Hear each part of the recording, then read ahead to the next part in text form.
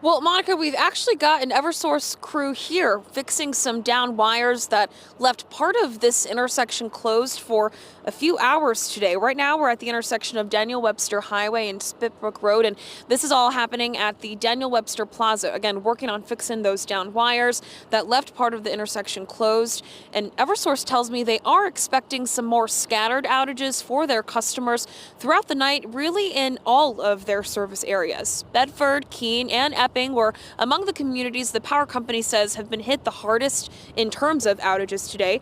And at about 3 o'clock, Eversource said it's restored power to about 18,000 customers, but that number likely has gone up in the last 2 hours. And that's a number officials say they were expecting considering the wind advisory in place today.